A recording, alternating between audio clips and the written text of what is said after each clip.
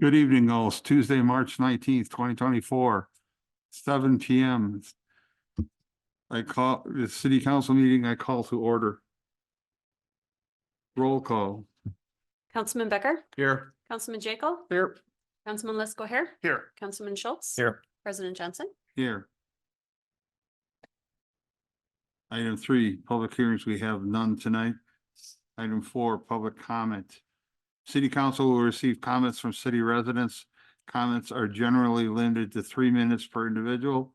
Anyone wishing to speak is required to sign up in advance or state the following items for the record when called upon: name, address, subject matter, contact information. No action will be taken on any public comment unless the item is also elsewhere on the agenda. Note for the hybrid: if you're joining us through Zoom and you wish to speak during the public comment period, please raise your virtual hand through Zoom as the chat box is not monitored during the meeting, and those on call must remain muted if not recognized to speak. First call for public comment.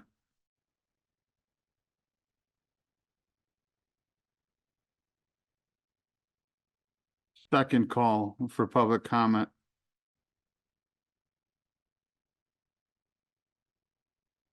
Third and final call for public comment. Public comment is closed. Item 5, the consent agenda. The consent agenda is outlined below, is hereby presented for action by the city council. Items may be removed from the consent agenda on the request of any one council member. Items not removed may be adopted by one action without debate. Removed items may be taken up either immediately or after the council consent agenda and placed later on the agenda at the discretion of the city council president. Move to approve the consent agenda as listed. Second. All those in favor signify by saying aye. Aye. Opposed? Motion carries. Item 6, petitions, requests, and communications. Review and possible action to proclaim April 26, 2024 as Arbor Day in the city of Fort Atkinson. Mr. Williamson. Yes, good evening. So this is an item that comes up yearly for us. Right about this time every single year, we do this proclamation and as part of our process to maintain our Tree City USA standing.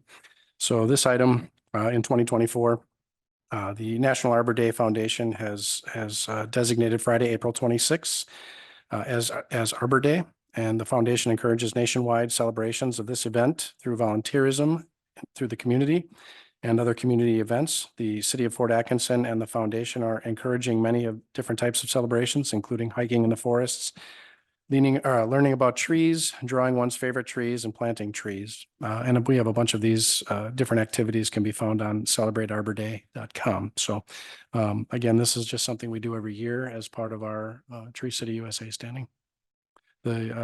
There's obviously no financial impact at this moment to the city, and the staff recommends the city council declare April 26th, 2024 as Arbor Day in the city of Fort Atkinson. And I really hope you don't make me read the whole proclamation. No, I move to proclaim April 26th, 2024 as Arbor Day in the city of Fort Atkinson. Second.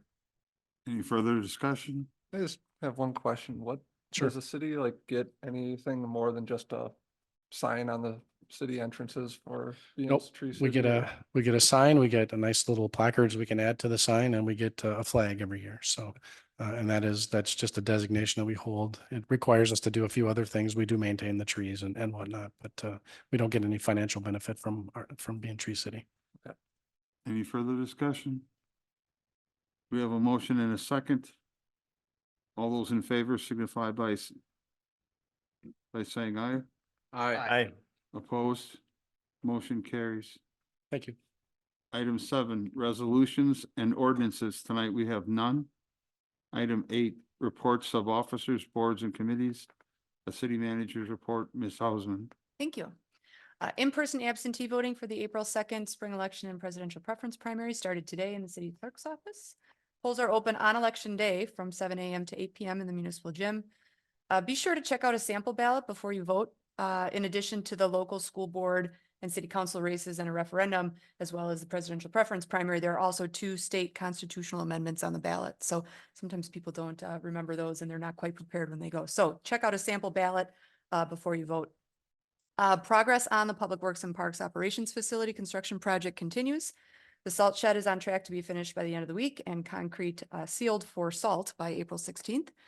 The north shed removal will begin tomorrow morning with the excavation for the foundation for the new building to begin on April 8th. Spring seems to be the season for retirements here at the city, and there are a few to announce. I know I've announced a couple of these and we've celebrated a couple already, but Debbie Hayes is retiring after more than 45 years at the city, most of which were as a municipal court clerk. Tom Gerondale is retiring after almost 40 years with the city in various roles in the fire department, the most recent of which has been a division chief. Karen Mercado is retiring after almost 30 years with the city at the wastewater treatment facility where she served as the industrial monitoring technician and safety coordinator. And Lisa Langer is retiring after almost 23 years as the records clerk in the police department. So I just want to thank all of these long-term employees for their service, and I hope they enjoy their much-deserved retirement. In other staffing announcements, Ben Dayton has accepted the Parks and Recreation Director position and will start work on March 25th, just in time for our spring and summer activities and all those projects that are waiting for him. Alyssa Mullen has accepted the Municipal Court Clerk Administrative Assistant position, and she already started this past Monday, yesterday. She'll spend about 2 weeks learning what she can from Debbie's vast experience, and then she will be on her own. Dwight Foster Public Library Director Eric Robinson has announced that he's moving on in May to accept the library director position for the Hedberg Public Library in Janesville. It's a wonderful library. I mean, not as great as our library, but Hedberg Public Library is a wonderful library. So we wish Eric all the best, and we will be moving forward with a recruitment process for that position soon as well.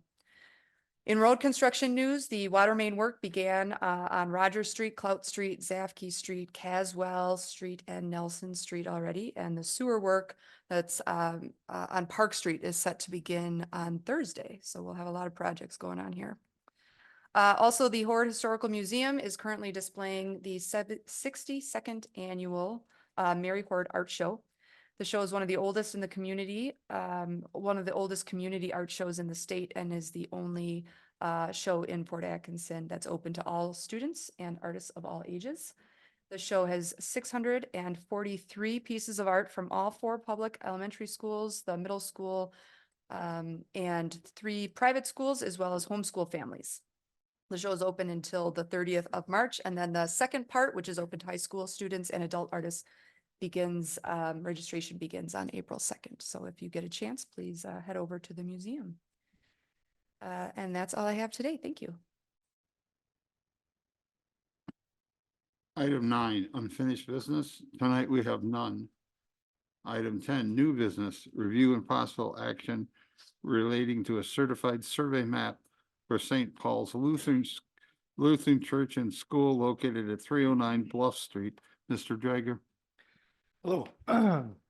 You remember seeing this, this came before the city council in 2022 as part of a larger project, site plan that went through in front of Plan Commission as well for an addition to their gym.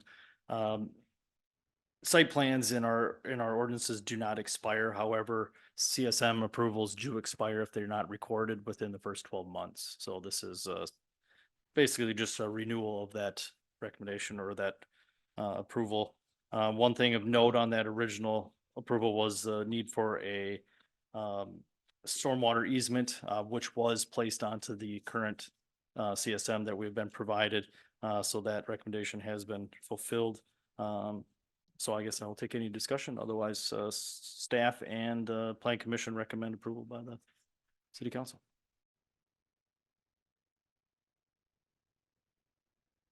I move to approve the certified survey map for St. Paul's Lutheran Church and School located at 309 Bluff Street. Second.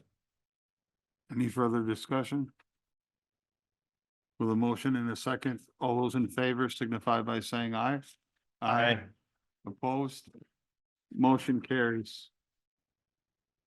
Item 10B, review and possible action relating to the purchase of a hot box asphalt patch trailer system. Mr. Williamson?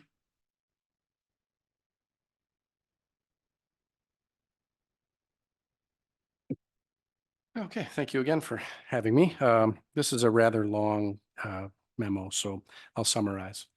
This is a piece of equipment that we purchased back in the eighties. The original box was designed to fit in the back of a 1-ton or a single axle dump truck.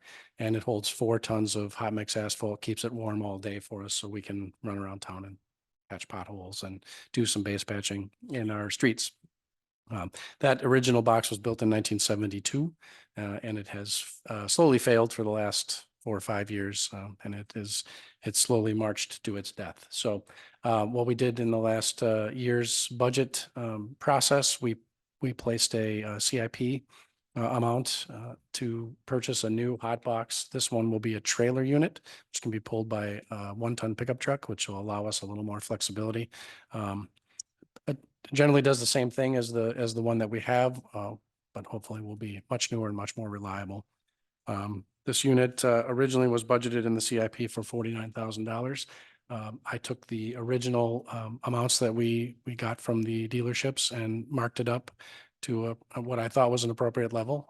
Obviously, with some inflation that went on, the bids came in a bit higher. So in terms of the financial process, the $49,000 is still in the CIP budget that was approved this year.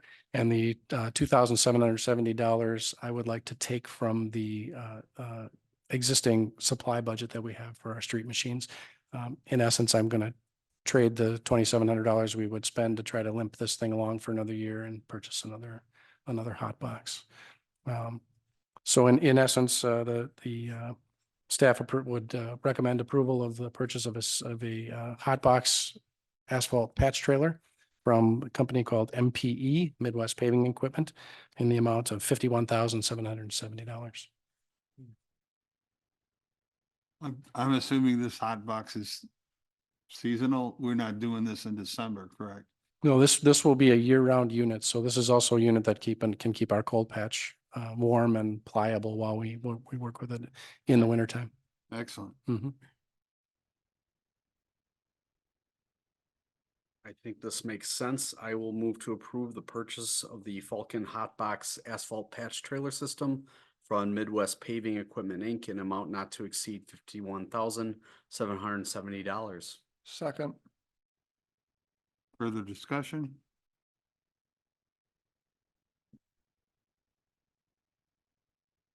All those in favor signify by saying aye. Aye. Aye. Aye. Opposed? Motion carries. Thank you. Item 11, claims appropriations and contract payments. Review and possible action relating to verified claims presented by the Director of Finance and authorization of payment. I move to approve verified claims as presented. Second. Roll call vote, please. Councilman Becker, Aye. Councilman Jekyll, Aye. Councilman Lesko Hair, Aye. Councilman Schultz. Aye. President Jensen. Aye. Motion carries. Item 12, miscellaneous. The city council may consider a motion to convene into closed session pursuant to a state statute 19.851E, deliberating and negotiating the public purchasing of public properties and investing in public funds and conducting other specified public business whenever competitive bargaining reasons require a closed session. I move to convene in a closed session pursuant to state statute section 19.15851E to discuss a strategy for collective bargaining. Second.